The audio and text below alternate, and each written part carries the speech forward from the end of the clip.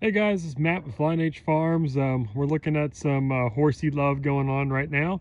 Today, we're going to walk you through the garden. We got some exciting stuff going on over here. So, say hi.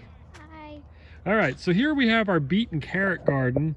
And as you can see, we're kind of at various levels here of growth. We have all the way from, seedlings just coming out of the ground here. As you can see, those little green guys.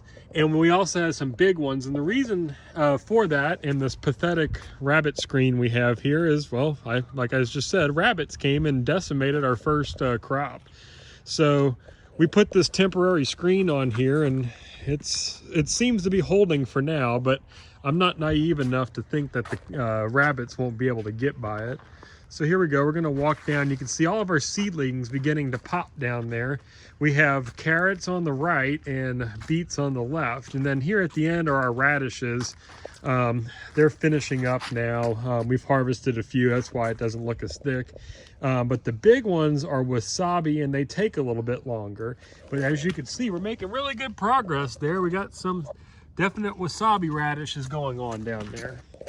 Now over here, we have our broccoli, cauliflower, cabbage, and Brussels sprouts. As you can see, a lot of them have holes in them, and we got attacked by caterpillars early, but we put BT on it and things got better. So today we're on our second round of BT. And we also have a whole new line of radishes here, all popping up. So hopefully in a couple weeks we'll have some more radishes. This little girl likes radishes, don't you? All right, and then this garden is going to be our lettuce garden pretty soon here, but since the unfortunate events with the rabbits over here, we're going to have to figure out something, probably go ahead and put some rabbit screen across the entire garden. We're very fortunate that the rabbits have not started chomping on our orchard yet, which we also need to protect. Here's our herb section. As you can see, we got some thyme over there, some oregano, lemon verbena, garlic chives, and then we got some sprouts starting to come up here. As you can see, this little guy right here, they're just starting. There's another one back there by that water hose. That's gonna be, here's another one right here. That's actually gonna be our cilantro, so that's gonna be real nice. And then of course our very invasive holy basil that just pops up everywhere. So there's our comfrey. Here's our lemongrass. We thought it'd be cute to have a lot of lemongrass, but we have more than we consume. And there is our green onions, our sage. Our lavender just started growing. We thought it was dead, but it came back. There is some ginger. And then over here we have our dewberry vines all over the place. And then here is the holy cow basil is what I like to call it, because it just goes everywhere. Now, in the back of the garden, this is left over from our summer garden. It's winding down now. As you can see, we just harvested peppers yesterday, so there's our pepper plants right there.